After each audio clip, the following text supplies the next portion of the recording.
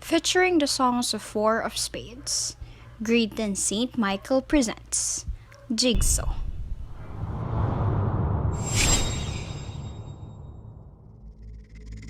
Sa labas ng isang madilim at lumang bahay na may nakasabit na mga placard na naglalaman ng mga kasulatan na bawal umihi, active paranormal site at bawal magtapon may multa. Isa itong sikat na haunted house, kaya naman naisipan ng tatlong magkakaibigan na pumunta rito. Nag-aasaran si Rowell at JD. Natatakot si Rowell pumasok sa loob. Sa totoo lang, kung hindi lang siya pinilit ng dalawa niyang kaibigan, ay hindi siya sasama sa gagawin nilang ghost hunting. Uy, itutuloy ba talaga natin to?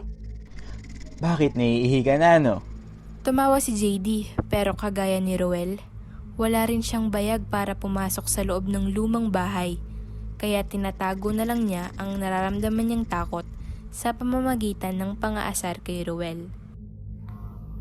Gago, di mo ba nakikita yung nakapaskil? Bawal nga daw umihi eh. Sa kabila ng kanilang kaduwagan, ang kaibigan nilang si Jigs ay walang nararamdaman ni kaunting takot sa kanyang sistema.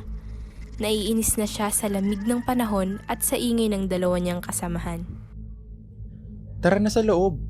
Kanina pa tayo dito sa labas oh. Kita niyo ang lamig-lamig eh. Aba, malamang mas malamig sa loob. Nagyayaya ka mag-ghost hunting tapos ayaw mong malamigan. Sana sa outer space ka pumunta. Punta ka sa sun. Son? Darating ang mga salita. Tininiw, tininiw, tininiw. San kasi? Araw, tol. Tanga, malamig dun ngayon. Gabi eh. Ito mas tanga. Sinabi ko ba ngayon tayo pupunta, ha? Alam niyo, napakarami niyong satsat. Parehas naman kayong mga tanga. Halika na. Magagabi na, baka antokin yung mga multo oh. Nakaisip si JD ng paraan upang makatakas sa gagawin nilang ghost hunting. Naramdaman niya kasing desidido si Jigs na gawin to, pero wala talaga siyang bayag. Nagdahilan na lang siya para makaalis. Uy, teka tol. Naiwan ko yung flashlight sa sasakyan. Babalik lang ako. Nakaramdam si Rowell na tataka si JD, kaya napag-isipan niyang sumama. Uy, sama ako! Napailing na lang si Jigs at inantay ang kanyang mga kaibigan na hindi nababalik. Habang naghihintay, biglang lumakas ang ihip ng hangin. Niyapos niya ang kanyang sarili hanggang siya'y nakarinig ng isang tinig. Tumindig ang mga balahibo ni Jigs. Agad-agad siyang napatingin sa kanyang likuran upang malaman kung sino ang sumisitsit. Ngunit kahit anino, wala siyang nakita. Sino ka? Naisip niyang baka mga kaibigan lang niya ang sumisitsit na nais lang siyang takutin. Gago talaga kayo oh. Hindi niyo ako matatakot. Biglang nagpakita ang isang babae. Tila anghel at may suot na puting bestida. Siya'y maputi, maputla at halos wala ng kulay ang muka. Ito'y may suot na malaking ngiti. Nagulat si Jigs at nagpakawala ng isang malakas na tili, hindi sigaw. Hi! Sorry, nagulat na kita. Di ba obvious? Sorry, ako nga pala si Karen. Inalok ni Karen si Jigs na makipagkamayan. Hindi ito tinanggap ni Jigs. Tinaas niya ang kanyang mga kamay bilang tanda na ayaw niyang makipagkamay. Bawal. COVID. Ako si Jigs. Tumingin si Karen sa paligid at napansin niyang mag-isa lang si Jigs. Wala kang kasama? Meron. May kinuha lang sila sa sasakyan. Yun ba yung dalawang may backpack? Nakita ko kasi sumakay sila sa kotse, tapos umalis na. Gago talaga yung dalawang yun, no? Iwan ba naman ako? Pero, di bale. Aalis na lang rin ako. Paalis na sana si Jigs nang hawakan ni Karen ang kanyang kamay, dahilan para mapatigil siya sa paglalakad. Walang sparks, wala lang. Malamig lang yung kamay ni Karen, pero hindi na iyon pinansin ni Jigs, kung sa malamig naman talaga ang panahon. Uy! Wait! Hindi ka ba papasok sa loob? Tinuro ni Karen ang lumang bahay at biglang kumidlat ng hindi inaasahan.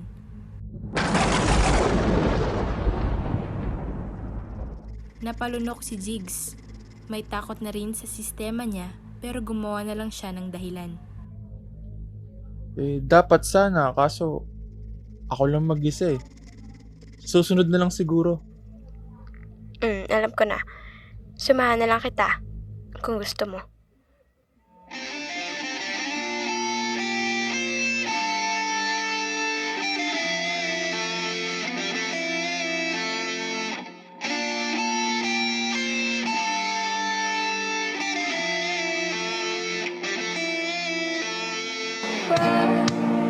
Tahaging mag-isa,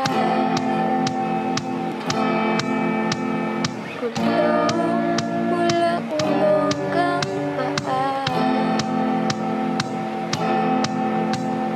Araw ay mag-aantay sa sinag ng luwa.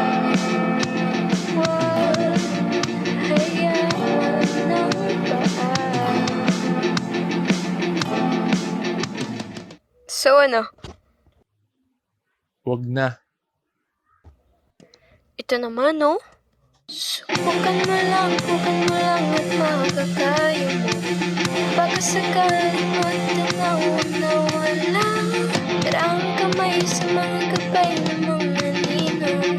Langit at luwa aking pinapasan. Subukan mo lang at makikita mo. Subukan mo kung magkakalaan. Tara na kasi. Curious na din kasi ako kung ano bang meron sa loob. Napakamot sa ulo si Jigs. Mukhang wala siyang magagawa sa mapilit na dilag na kasama niya ngayon. Bakit hindi ikaw mag-isa ang pumasok? Shh! Mas masaya kaya pag may kasama. The more, the merrier. Bahala ka sa buhay mo. Tawag ka ba? Ang KJ mo? Wala akong magagawa. Masyado kang makilig. Mukha ka na ng kaluluwa. Ang desisyong naisip mo ka ng pagsisisi. Oh, tara na. Bakas ang tuwa sa mukha ni Karen. Ang mukha naman ni Jigs ay nababalot ng di kasiguraduhan. Let's go!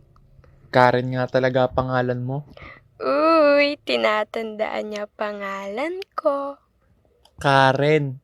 Kasi mukha kang kalad, Karen. Tara na. Baka magbago pa isip ko. Okay, Jigs. Sa loob naman ng lumang bahay, bakas ang kalumaan nito. May mga agiw, mga kagamitang maraming pinagdaanan at iilang mga sabit-sabit. Nagtitingin-tingin sila Jigs at Karen sa paligid. Dahil takot makakuha ng COVID si Jigs, naglabas siya ng alkohol at ipinanligo ito sa kanyang mga kamay.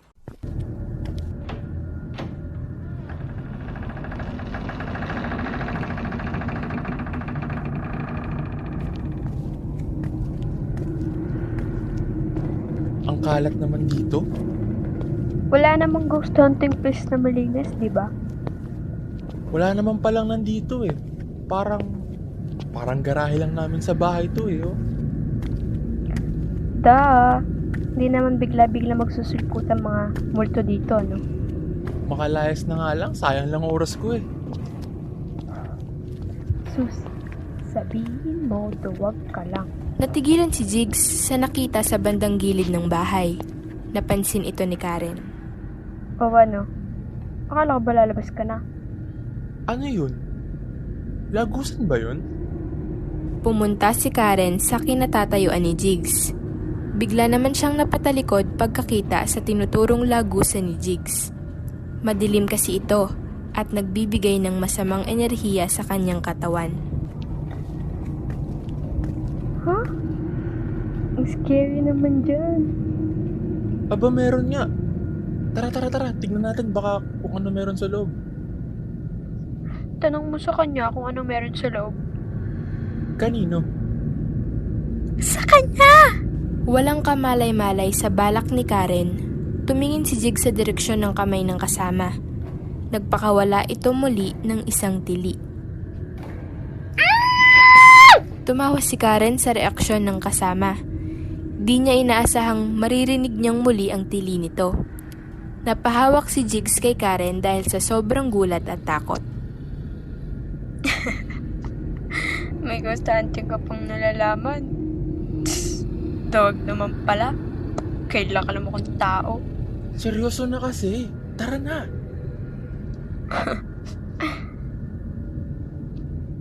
Uy, akala ka ba practice social distancing? Ba't nakahawak ka sa akin? Napalayo si Jigs sa pagkakahawak kay Karen. Pinagpag niya ang kanyang sarili. Kung ayaw mo, wag mo. Ba't parang bigla kang nabuhayan ng loob? Nararamdaman kong makikita tayo dito eh. Alam mo yun, parang may bubuo sa akin dito. Bakit? Kulang ba mga paa mo? Mukhang hindi naman. Pilitin mo muna ako. Papasok tayo sa loob. Hay nako, Miss Karen. Bahala ka dyan. Manigas ka. Hindi kita mapipilit kung ayaw mo. Huwag mo akong isipin. Bahala ka. Hindi kita mapipigil kung balak mong ako'y iwanan mag-isa.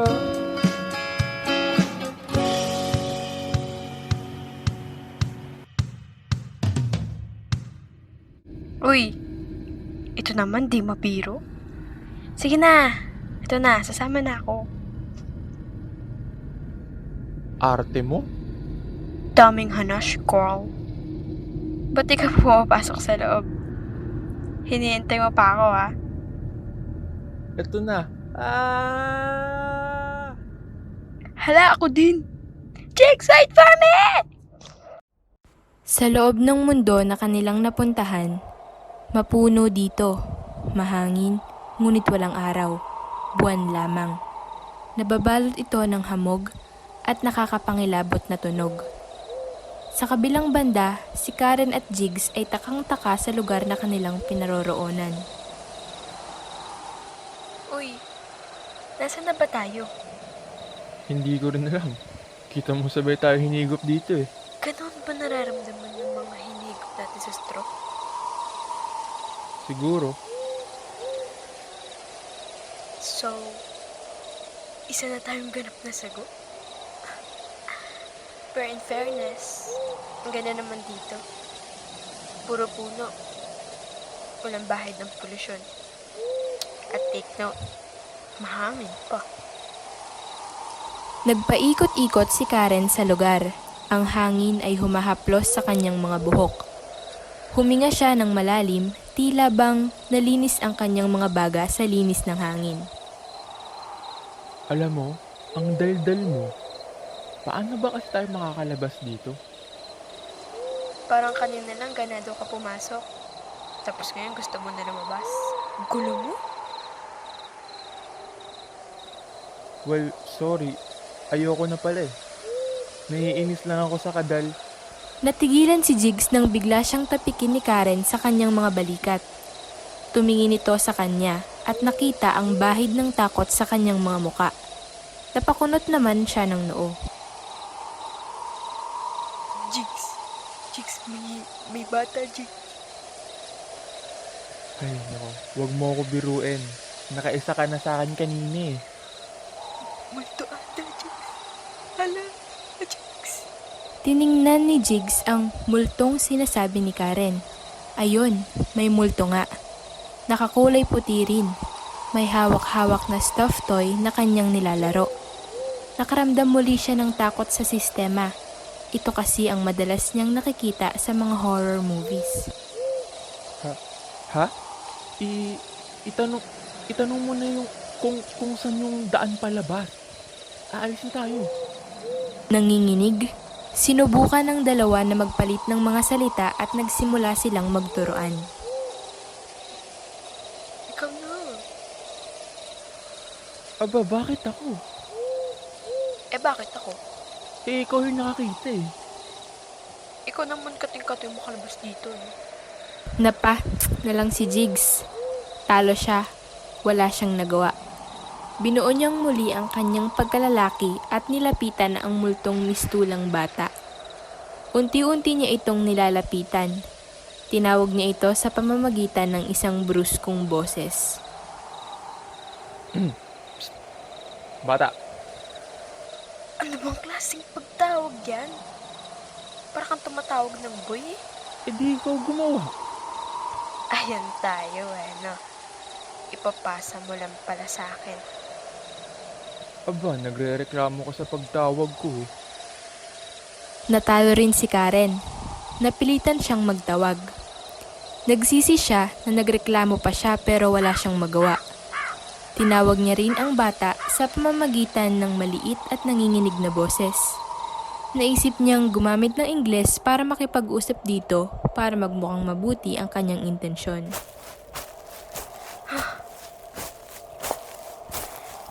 Baby girl. Hi. What's your name? Leah po, ate. What a pretty name. Can we ask you a question? Okay lang po. Bumalik ang batang multo sa paglalaro ng kanyang stuffed toy. Binalik ni Karen ang kanyang tingin kay Jigs, senyales na tapos na siya sa kanyang dapat gawin.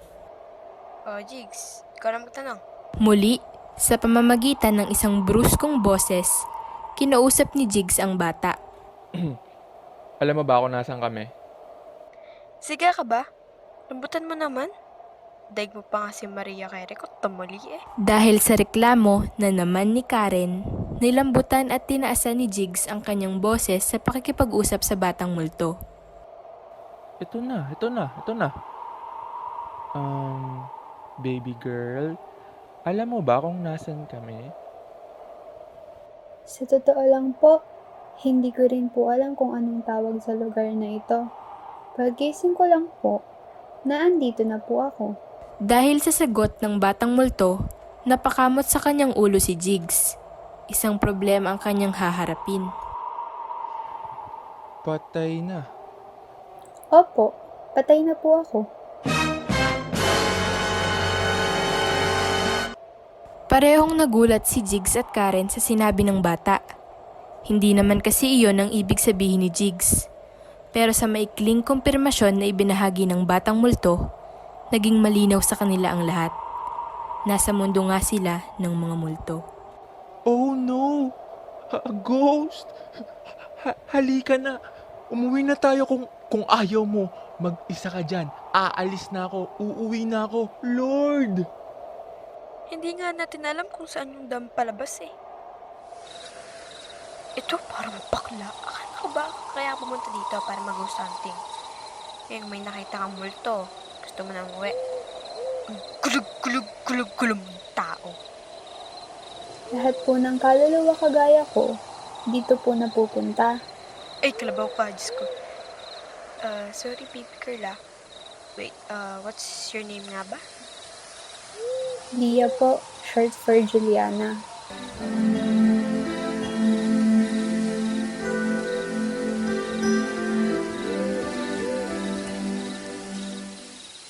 Sorry to bring this up pero how did you die pa?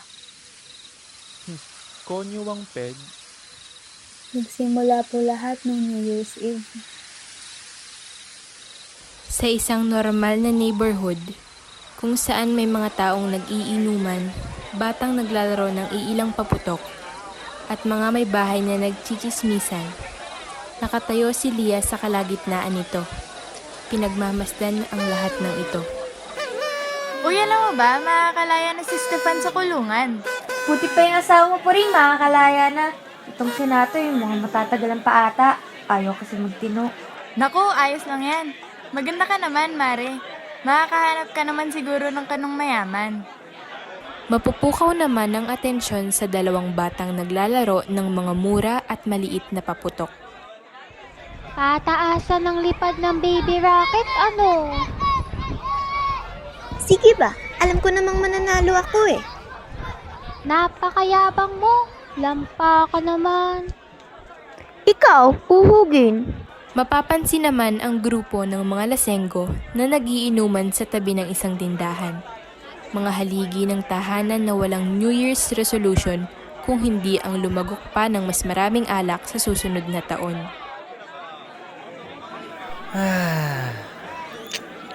Pre, alam mo ba, pre? Pre. May napanaginipan ako kagabi. Ano yun? Wala, ano to? Si Ivana Alawi. Ano? Hindi, pre. Asawa mo. Gago ka! Tumawa lang si Paolo habang pinagmamasdan ang umuusok na mga ilong ni Levin. Halos ang gaban na nito si Lance. Napabuntong hininga si Lia. Para sa kanya, masyado nang nakakasakala ang komunidad na tinitirahan niya. Mga ilaw sa daan, nakikisabay sa liwanag ng buwan. Habang ako'y nakatingin sa kawalan nang hindi mapansin. Mga taong nagpasang ng apat na gulong na akin nang sinasakyan. Sa inipong usok ay bitin na nakaipit sa kitlat ng bituin.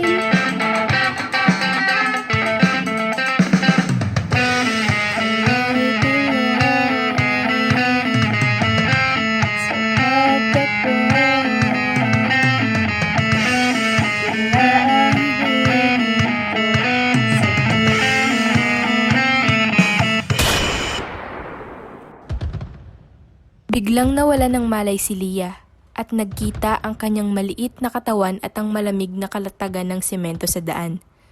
Narinig ang tunog ng isang baril, kasabay ng tunog ng mga paputok sa himpapawid. Maraming tao ang pumapalibot sa kanya. May ilang mga batang sumisigaw, ang mga may bahay na nag-uusap-usap. Pansin ng isang babae, siguro ang nanay ni Lia. Hawak-hawak ang katawan nito. Lia! Anak ko! Sino? Sino gumawa nito sa anak ko? Kung makikita mo naman lahat sila ay kakaisa. Tumatalo, sumisigaw, umiiyaw, iba sa kanila. Hindi mo na mapipigilan ang Mumbai, ang daming mo ay umakapang. Silipin mo ang buong gabi bago pa sumapit ang araw.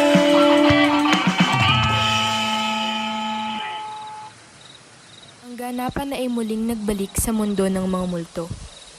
Magkakatabi na si Jigs, Lia at Karen. Wala na ang takot sa dalawa at ito'y napalitan ng awa para sa batang kanilang kasama. Nagkwento ang bata at naisip ng dalawa na ang pinakamaganda nilang gawin ay makinig na lamang. Namatay po ako noong bagong taon. Ligaw na bala. Habang kinukuha po ni Mami yung lusis sa bahay, bigla na lang po akong nakaramdam ng sakit sa likod. Yung para pong may pumasok na akong ano sa likuran ko po. Pagkatapos po nun, napahiga na lang po ako sa sakit. Tapos nakita ko po si Mami dala yung lusis habang umiiyak. Pagkatapos po nun, ilang araw daw po ako nakatulog at paggising ko, dito na po ako. Nahuli naman daw po yung may sala. Siguro, tingin po ng iba roon na justisya. Pero, nakakagalit lang po kasi minsan. Kasi, bakit po ako? Bakit po sa dinami-rami ng mga tao? Bakit po ako? Ang bata ko pa po. Pero, basta-basta na lang akong kinuhaan ng buhay. Gusto ko po sanang maging doktor paglaki. Gagamutin ko pa po sana si Mommy. Kasi po lagi pong nasakit yung ulo niya dahil sa sobrang pagtatrabaho eh. Pero ayun nga po, lahat po ng pangarap ko nawala po dahil po sa ligaw na balang yun. Umiiyak si Leah. Hinagod ni Jigs ang likod nito habang si Karen naman ay hawak-hawak ang mga kamay nito. Sorry, baby girl. Wala kaming magagawa para maibsan yung sakit na nararamdaman mo. Baby girl, ang bata mo pa pero ang dami mong dinanas. Bilib kami ni ate sa'yo dahil nagagawa mo pa rin ngumiti sa kabila ng lahat. Tama. At least, habang nandito ka, wala ka nang mararamdaman na sakit. Halika dito. Yayakapin ka ni ate. Niyakap ni Karen si Leah. Niyakap naman siya nito pabalik. Salamat, ate at kuya. Ito po, kunin nyo. Regalo ko po sa inyo. Sana po mahanap nyo na po yung daan palabas. Mamimiss kita, baby girl. Ako rin, mamimiss kita. Pero kailangan na naming mauna eh. Tahan ka na ha. Sige po, paalam.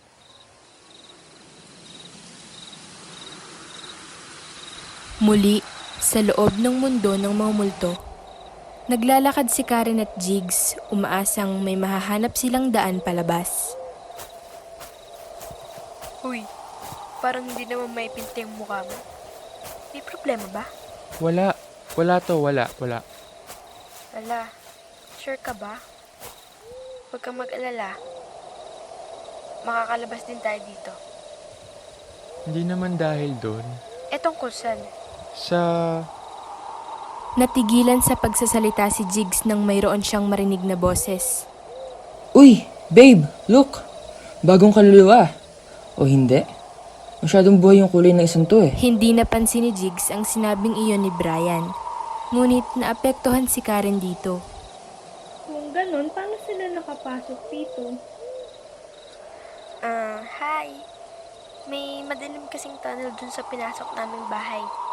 So, ayun. Bilang nagsusearching nitong kaibigan ko, napadpad kami rito. So, sinasabi mong hindi ka taga rito? Natao ka rin? Cut the crap. Gusto ko sanang tanungin kung saan ba yung daan palabas dito? Nagkibit-balikat si Brian sa tanong ni Jigs. Sorry bro. Kahit kailan hindi namin lahat tayong daan palabas dito. Kung mayroon man. Yep, pero don't worry. I think you love it here. Oo, pero itong lugar na to, hindi to para sa aming mga nabubuhay pa. Sorry dude. Pero no matter how much na gusto ka naming tulungan ni Suzy, wala naman kaming impormasyong mabibigay sa inyo. Nanlumo si Jigs sa sagot na kanyang narinig. Unti-unti na siyang nawawala ng pag-asa. Si Karen, sa kabilang banda, ay mas lalong naging curious sa pagkatao ng dalawang tao sa kanyang harapan. Kung makakasingit lang, Kayong dalawa ba ay... Together? Yes, kami ni Brian. At namatay kayo ng kayo? Or sa mundong ito kayo nagkakilala? No, actually we're... Sa dagat, makikita ang dalawang magkasintahang nagsusurf, nagsasaya. Sinusulit ang kanilang kabataan kasama ang isa't isa. Walang bahid ng lungkot. Di ko man alam ang rason at dahilan na ako'y kasama mo. Kasama mo hanggang sa dulo. Itago man lahat, di maiiwasan ng pagsabog ng pangkat. Gising ang patuloy. katotohanan. Di mo ba alam ang pinagmulan kahit tayo man ang kalaban? Dahil sa isang malaking alon, nangyari ang hindi inaasahan. Nalulunod ang dalawang magkasintahan at walang sumasagot sa kanila. Sa iyong pagtingin ang tanging piling. Sakitin ako, naluluna ako. Sa iyong pagtingin ang tanging hiling. Sakitin mo ko, naluluna ako. Sa mundo muli ng mga multo, magkausap pa rin ang dalawang magkapares. Magkahawak ng kamay ang isa, habang kabila, ewan, may espasyo sa pagitan nila. We were together when we died. Sa totoo lang, we kept blaming each other when we first got here. Kesyo, kasalanan ng isa kung bakit kami namatay, pero we realized na kasalanan namin parehas cause we didn't.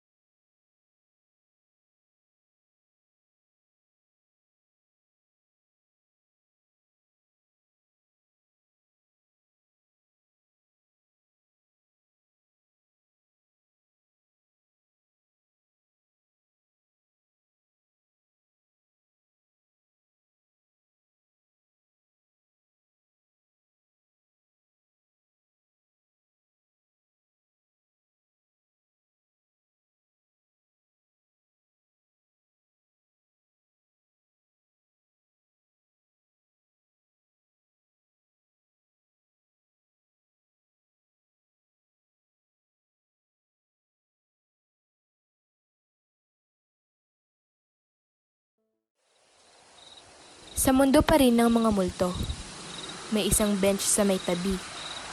Napansin niyo ni Karen at naisipang ayain si Jigs para umupo. Huy, upo muna tayo. Nakakapagod maglakad-lakad eh. Okay. Sige. Hindi naman talaga pagod si Karen. Sa totoo lang, napakakonti pa lang nung nilalakad nila. Napansin niya kasing nag-iba yung mood ng kasama niya at nais niyang pakinggan kung ano man ang nais nitong sabihin. Bakit parang balisa ka? Okay ka lang ba? Oo naman, okay lang ako. May iniisip lang. Ano ba yun? Baka naman may maitulong ako. Never mind. Ini-English mo na din ako gaya nila Brian at Suzy. Hindi nagsalita si Jigs. Doon na pagtanto ni Karen na maaaring sobrang lalim talaga ng iniisip ng kanyang kasama. Uy, joke lang. Ito naman, I'm just trying to lighten up the mood. Oh, kaya ko rin, diba? Unti-unting ngumingiti si Jigs. Hindi niya matiis ang kanyang sarili. Ngayon lang siya nakakilala ng isang babae kahit kasing edad niya lang, isip bata pa rin. Ngumingiti na siya.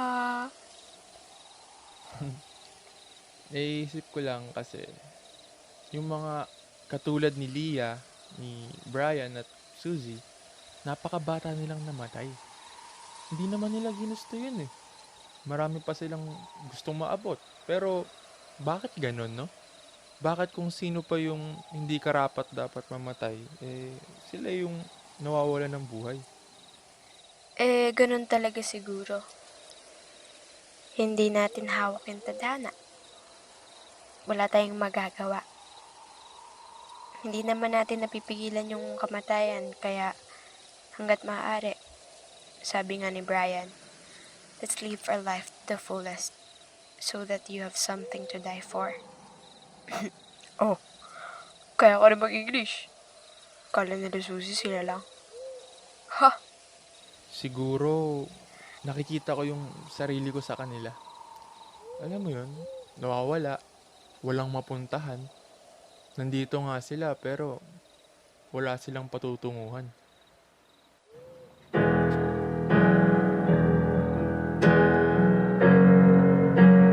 I am a butterfly who doesn't even know where else to fly. Lost and broken, I don't know why. I never looked at me this way before. Don't believe in everything you see. Listen to the butterflies, he's keeping so making. Don't hide in the dark shadows where you can run from your other. Don't be discouraged if the dark tries to fool. Save your own protection to preserve your perfection, darling. Lahat naman magiging okay rin. Cheer up, Jigs! Thank you, Karen. Oh, tara na. Nakapagpahinga naman na tayo eh. Sure.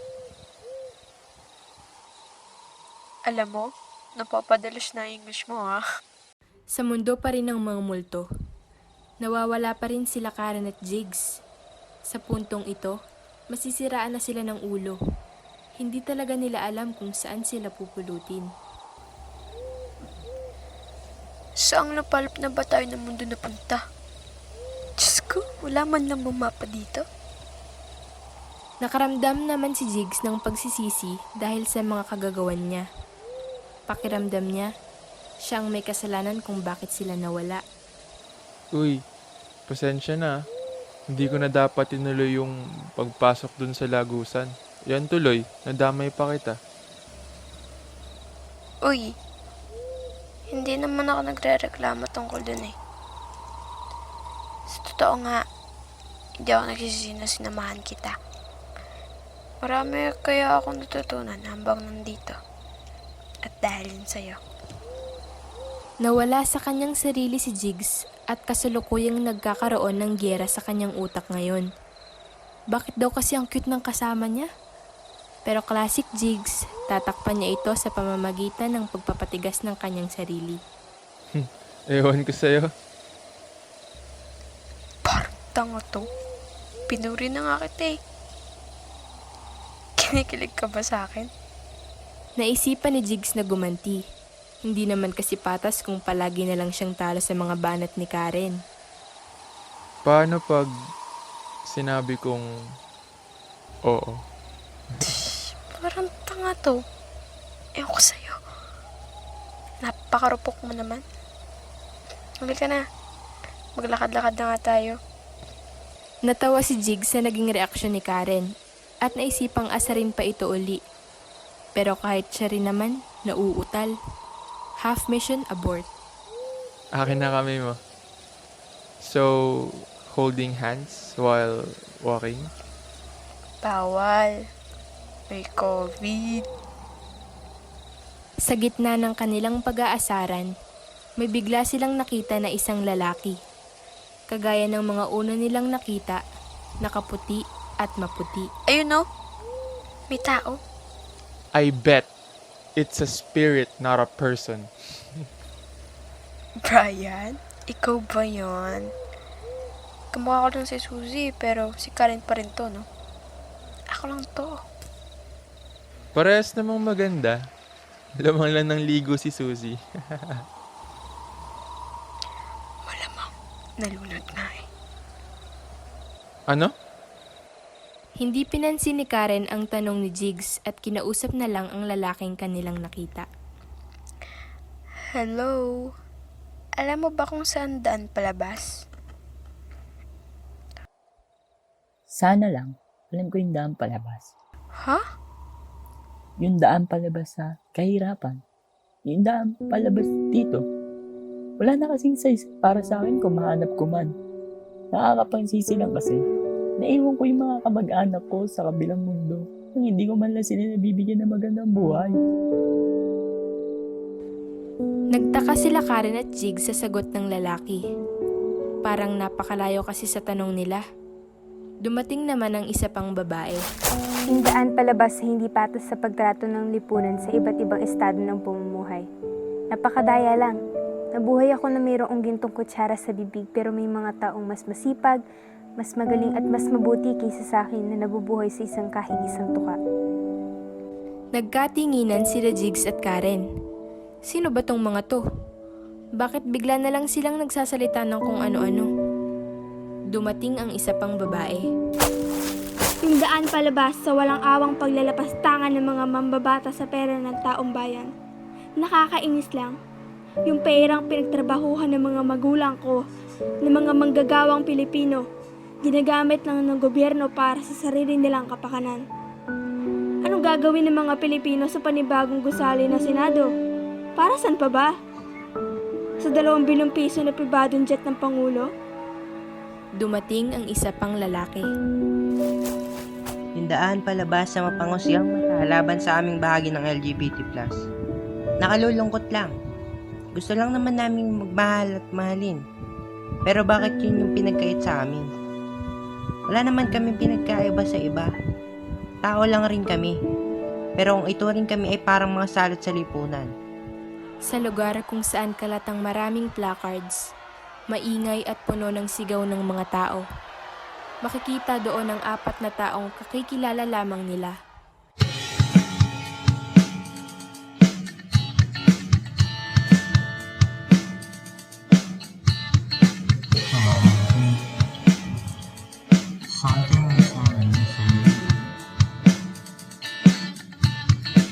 Save me.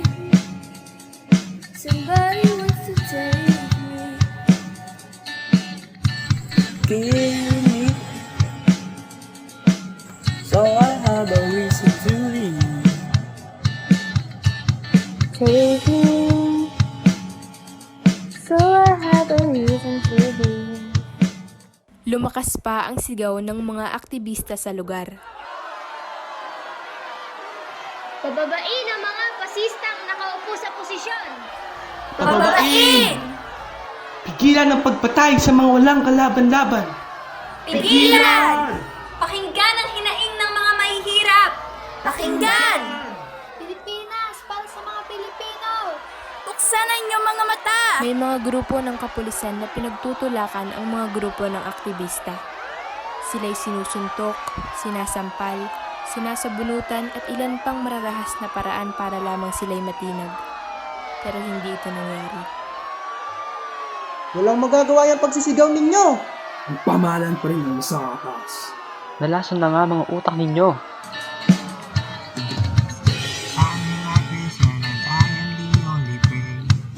You are the reason why my heart is so strange. La la la la, la la la. Eat her up tonight, I won't forget it on my mind, I can't remember. La la la la, la la la. In the middle of the night, I won't be coming home tonight. Sa mundo muli ng mga multo, kasama ang 4 na aktivista na naging bukas sa kanilang kwento, pinagdaanan at pinaglalaban. Alam nyo, huwag kayong matakot na ipaglaban kung ano ang tama. Kaya tayo lumalaban kasi may mali sa sistema. Kapag ikaw ay namulat, kasalanan mo ng pinikit. Nakita kong aking sarili sa kalye. Hawak ang mga placard na naglalawhad ng aking mga hiniing.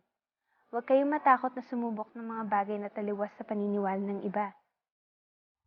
Naniniwala ako makalalabas din kayo dito.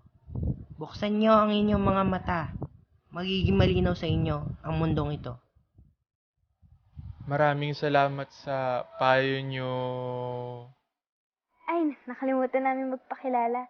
Ito kasing si Austin eh. Tinatanong lang naman nila kung saan yung daan palabas. Dami nang sinabi. Ashley nga pala. Narinig niyo na pangalan ko, Austin. Ako si Aurora.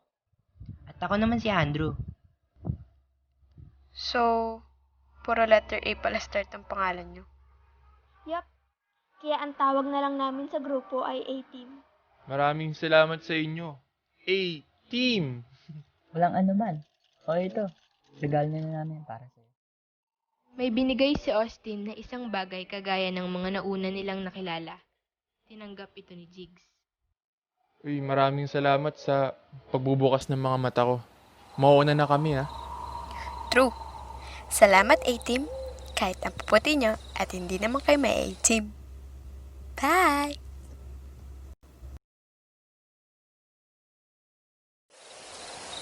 Sa mundo pa rin ng mga multo, habang naglalakad sila ay biglang may napagtanto si Jigs. Hindi ka ba nagtataka? Sa alin? Yung mga nakikilala natin, lagi nila akong binibigyan ng isang bagay, pero ikaw, wala ka natatanggap. Biglang nagulat sa sinabi ni Jigs si Karen. Nag-isip agad siya ng pwedeng dahilan para pagtakpan ito. Wala naman kasi sa akin yan. Baka tuin naman na yan, ganun. Para sa ating dalaw na yan. Siguro, pero sa akin lagi binibigay eh. Masyado ka kasing nag-iisip. Wala naman sigurong meaning yan. Siguro nga, napapalayo lang isip ko dito. Biglang naging seryoso ang paligid.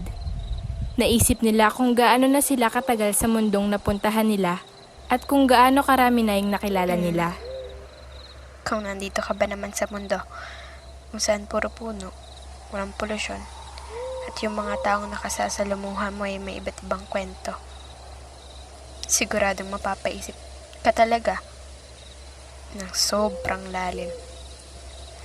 Mabuti pa yung A-Team. Alam nila yung dahilan kung bakit sila nabubuhay. Para ipaglaban yung mali. Yung naaapi. Hindi naman lahat alam na agad kung anong gusto nilang gawin sa buhay nila. Pero kung alam ko lang kung ano yung gusto ko sa buhay, hindi na siguro ako gala ng gala, alis ng alis, umaasang, alam mo yun, makikita yung sarili ko sa bawat paglalakbay. Huwag kang mag-alala. Malakas yung pakiramdam ko na balang araw, mahanap mo rin kung ano yung nawawala dyan sa sarili mo.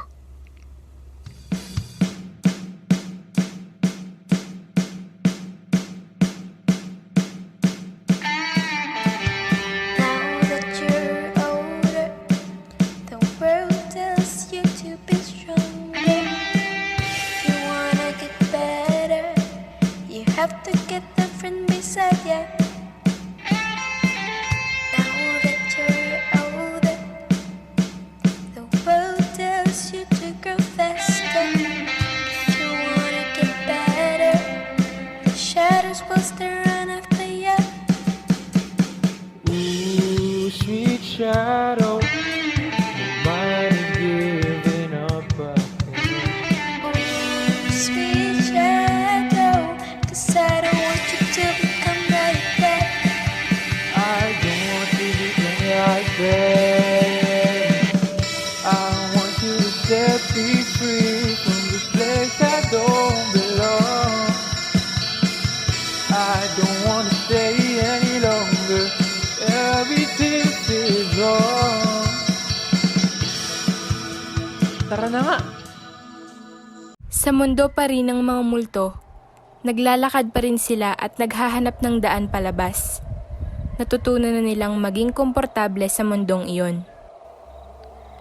Alam mo, habang patagal ng patagal tayo dito, mas lalo ako nagiging komportable. Alam mo yun, pakiramdam ko kabilang ako dito. Napatingin si Jigs kay Karen. Isang palaisipan sa kanya kung bakit ang isang babaeng kagaya ni Karen na masiyahin ay makakaramdam ng pagkabilang sa mundong kagaya ng mundo ng mga multo, kung saan namamalagi ang mga patay at puno ng kalungkutan. Bakit naman? Sa labas ba? Di ka ba nila tinatanggap? Okay lang naman. Saktuhan lang. Pero, ngayon lang ako ulit nakaramdam ng saya. Gaya ng ganito, pagkaraan ng ilang taon. Bakit naman yung kagaya mong madaldal, yung laging nakangiti? Parang imposible naman yata yung sinasabi mo. Minsan, yung mga taong laging nakangiti, sila pa yung umiiyak sa gabi. Pero, ayoko nang isipin yung mga ganyang bagay. Ang mahalaga, nandito ako, masaya, at may kasama. Diba? Oo na lang. Sabihin mo, panira ka talaga palagi. Nawawala pa rin tayo. Hindi ako mapirme. Biglang may dumating na isang matandang lalaki. Puti na ang buhok, puti ang damit, at maputi. Saan kayo pupunta, mga bata? Naisipan ni Jigs na siya na lang ang kakausap sa matandang ito. Naghahanap lang po ng daan palabas. Daan palabas? Dito? Pinagloloko mo ba ako? Ay, hindi po. Hindi po kami taga rito, kaya po hinahanap namin yung daan palabas. Mga ligaw. Ngayon lang ulit ako nakakita ng mga katulad ninyo. Napaisip si Karen sa sinabing ito ng matanda. Lakas loob siyang nagtanong hinggil dito. So, nakakita na po kayo before? Kaya nga, ngayon lang siya ulit nakakita ng tulad nating ligaw. Malamang nakakita na siya. Gaano katagal na kayong nandito? Napatingin si Jig sa kanyang relo at nagulat sa bilis ng takbo ng oras. Base po sa takbo ng relo ko, mga apat na oras na ho. May 2 oras na lang kayo dito. Ha? So, 6 na oras lang dapat itagal namin dito? Karen naman, malamang. 4, dagdagan mo ng 2. Ano sagot? 6, di ba? Whatever, Jigs. Ano pong mangyayari pag lumagpas po kami ng 6 na oras? Magiging bahagi na kayo ng mundong ito at hindi na kayo kailanman makakalabas pa. Nagulat ang dalawa sa sinabing ito ng matanda. Hindi nila alam na may limitasyon pala ang oras ng pamamalagi nila rito. Paano po kami makakaalis dito? Hindi namin maaaring sabihin. Kayong mga ligaw ang dapat makaalam nito. Wala man lang pong clue. Ang Natigilan ng matanda nang biglang magsalita si Karen. May naisip kasi itong paraan para mas mapadali ang kanilang paglabas. Wait po. Labas mo yung phone mo, dali. Ha? Bakit? I-record natin yung sasabihin niyang clue para maalala natin. Inilapit ni Karen ang cellphone sa matanda. Nilapit rin ng matanda ang bibig nito sa mic ng cellphone. Ang mundong ito ay isang malaking palaisipan. Buuin ang mga pyesa. Ang pinto'y bubukas. Ayos. Kung matanong ko lang po, isa isa rin po ba kayong kaluluwa kagaya po ng mga nauna naming nakilala? Ako'y namatay sa loob ng bilangguan. Pinawian ako ng buhay dala ng mga komplikasyon na aking sinapit sa loob nito. Matanda na ako. Hinagdag mo pa rito ang hindi magandang kondisyon sa loob ng kulungan at hindi makataong pagtrato sa amin ng kapulisan. Pero dapat ko lang naman maranasan yun. Nakapatay ba naman ako ng isang bata? Hindi ko sinasadya na iputok ang baril nung araw na iyon ng bagong taon. Napaisip muli si Karen sa sinabing iyon ng matanda. Parang pamilyar yung sinasabing kwento nito. Tinakpan ni Jigs ang bibig ni Karen upang pigilan ito sa pagsasalita. Maging siya ay alam kung ano ang sasabihin nito. Ngunit wala sila sa sitwasyon upang sabihin ito. Nararamdaman ko pong pinagsisisihan nyo ang iyong mga nagawa. Maraming salamat po sa inyong tulong. Walang anuman, bata. Ang payo ko lang sa'yo.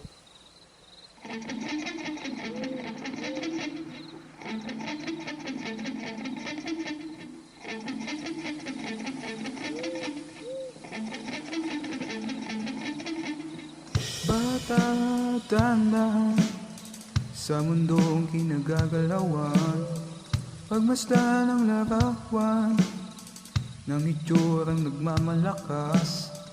Di pwedeng mabulag, makinig sa tamang tinig.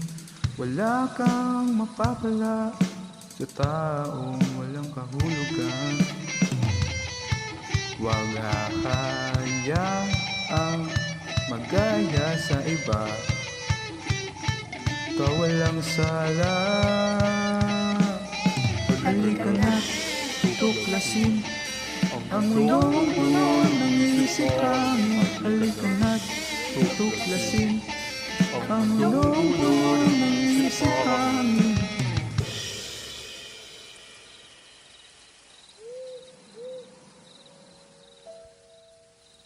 Kaya bata, kung ako sa'yo, huwag mong madaliin ang buhay at lagi kang mag-ingat.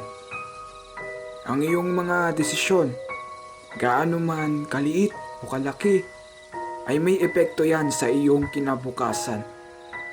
Ito, kunin mo ito. Naway pagpalain ka, iho. Padayon. Maraming salamat po. Palagi ko po kayong aalahanin. Bye po! Sa mundo pa rin ng mga multo, tila nagbago ang lahat. Mas lalong naging seryoso. Marahil ay dahil sa may limitasyon na sila sa oras. Jigs, pwede ba akong magtanong? Importante ba yan? Wala na tayong oras eh. Hindi naman. Sige, wag na lang. Nauna si Karen sa paglalakad. Nakonsensya naman si Jigs kaya hinabol niya ito. Uy, sorry na. Ano ba yung tanong mo? Wag na. Tama ka naman eh. Nagmamadali na tayo. Tanungin mo na. Sige na, mahaba pa yung 2 oras oh. Wala nang nagawa si Karen.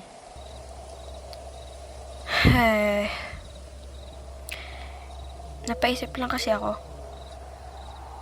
Bakit mo nga ba napiling pumunta sa lumang bahay? Nagkayayaan lang. Okay na? Tara na.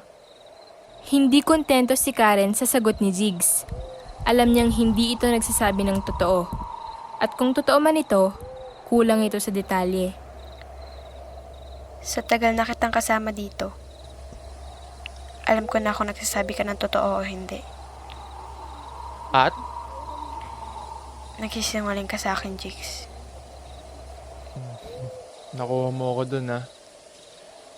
Naalala mo ba nung sinabi ko sa'yo kanina na palagi akong umaalis, gumagala? Oh, ano meron dun? 2 taon nang nakalilipas simula nung iwan ako ng nanay ko. namatay siya dahil sa breast cancer. Simula nun, pakiramdam ko nawala yung malaking bahagi ng pagkatao ko. Siya lang kasi yung meron ako eh. Kaya ito, kung saan ako napupunta, maasang unti-unti kong mabuo yung sarili ko. At nabubuo na ba? Minsan, nagpapanggap akong oo, pero ngayon, sa kabila ng kakaibang paglalakbay na tinaha ko, hindi ko na kailangan magpanggap. Konti na lang, ako na ulit yung Jigs noon. Masaya ako para sa'yo, Jigs. Natutuwa rin ako na kahit papaano, naging bahagi ako ng paglalakbay mo. Salamat.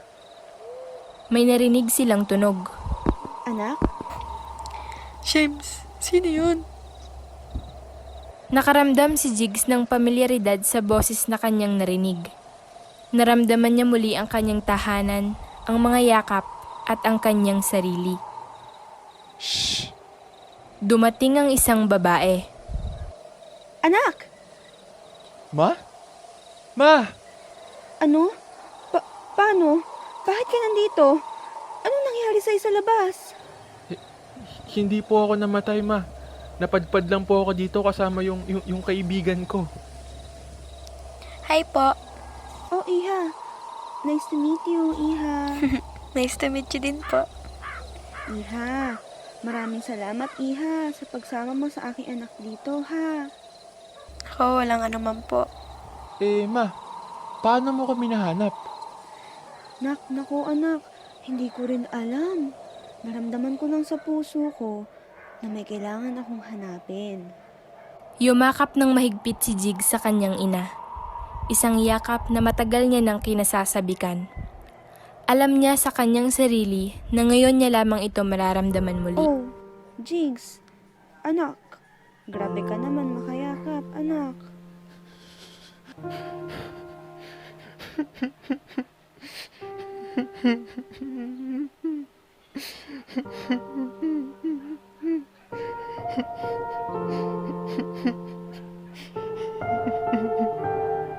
Nako, Jigs. Masyado siguro naging masama sa'yo ang mundo sa labas. Tahan na, anak. Come inside my heart if you're looking for answers. Look at the stars, go a little bit faster. Ooh, ooh,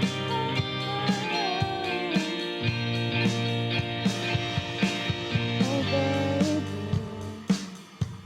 forgive me if I hurt you. Come save me, 'cause you're the only one for me.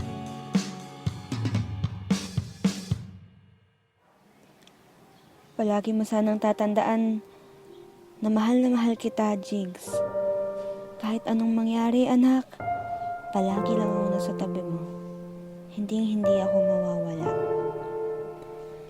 Ma, miss na kita. Miss na rin kita, anak. Balang araw, magkikita rin tayo ulit. Pero, huwag kang magmadali, ha? Aantayin kita dito. Love you, Mama. Mahal na mahal po kita. Lalo na ako, anak.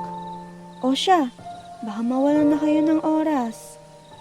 Biglang napatingin si Jigs sa kanyang relo. 1 oras na lang ang mayroon sila kaya mabilis siya kumalas sa pagkayakap mula sa kanyang ina. Oo nga pala. 1 oras na lang ang meron kami. Eto, kunin nyo. Sana, makalabas kayo dito, anak, ha? Salamat, Ma. Mauuna na kami. Sige po. Thank you po. Mag-ingat kayo, ha? Sa mundo pa rin ng mga multo. Nakaupo si Karen sa lapag habang si Jigs naman ay hindi mapakali kakapakinig sa recording sa kanyang cellphone. Ano ba, Jigs? Kanina ka pa paulit-ulit yan sa recording na yan eh. Ano ba kasi yung mga piyesang sinasabi dito? Aba, malay ko. Diyos ko, ang boring naman dito. Pwede bang peram ng mga pinagbibigay sa'yo ng mga multong nakilala natin? Inabot na lang ito ni Jigs at nagsimula na ulit magpabalik-balik sa paglalakad habang nakikinig sa recording. Oh, ito.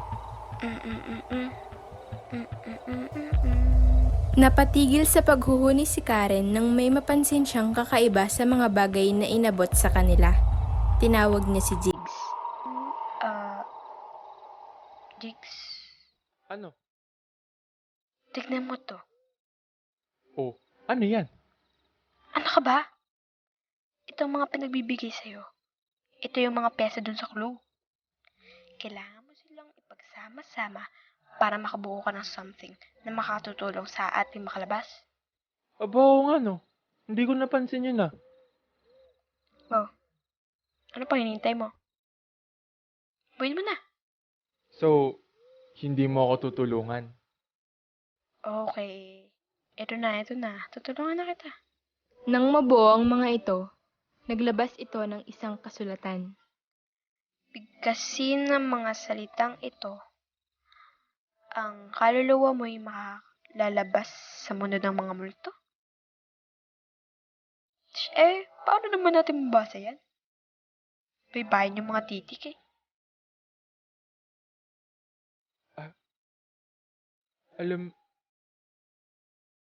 Alam ko na kung ano yung sinasabi. Ha? Ano? Ikaw ba? Yung alin? Karen naman. Ano bang problema mo? Karen, alam kong nababasa mo yung nakalagay. Ano ba yung nakalagay? Hindi ko naman talaga alam. Hindi mo nababasa? Isa sa inyo ang nagsisinungaling. Yan yung sabi. Namatay ang ilaw. Pagkabukas ng ilaw, wala na si Jigs sa tabi ni Karen. Sinabi niya ang nakalagay at siya'y matagumpay na nakalabas sa mundo ng mga multo. Salamat, Jigs.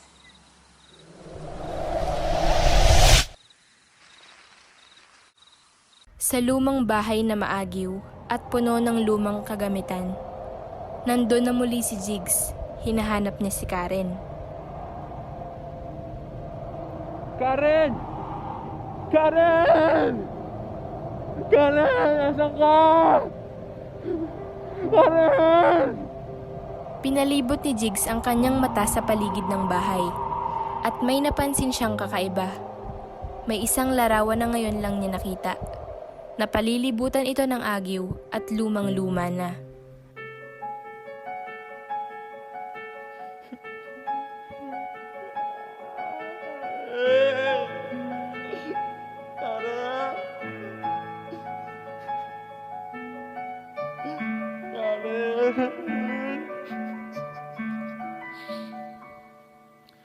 Umuwi sa ating sinimulang tahanan,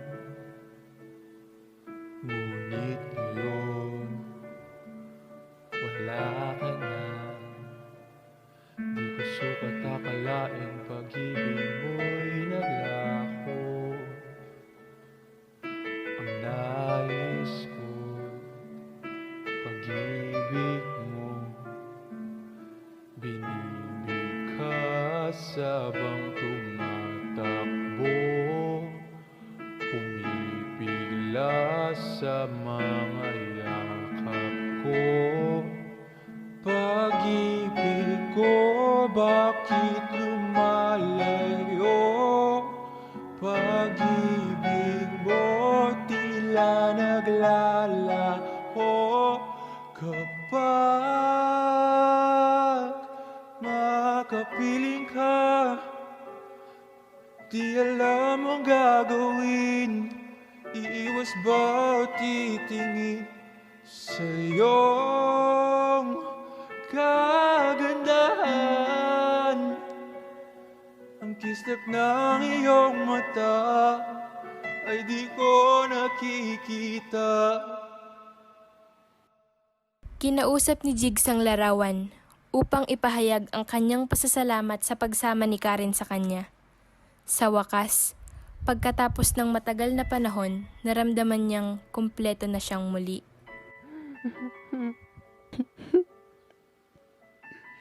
Karen, salamat Karen. Dahil hinayaan mo samahan kita sa mundo mo. Pero sana maging masaya ka kung nasan ka man ngayon. Niyakap ni Jigs ang larawan ni Karen. Namatay ang mga ilaw. Pagkabukas, si Karen ang yakap-yakap ni Jigs. Sila'y sumasayaw.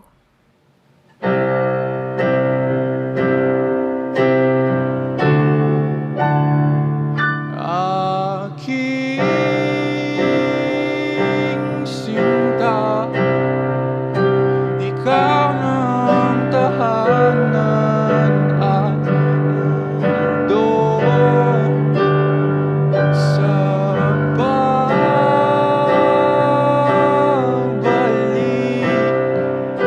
mananatili na sa piling mo. Namatay muli ang mga ilaw. Pagkabukas, ang larawan ni Karen muli ang yakap-yakap ni Jigs. Mundo'y makikita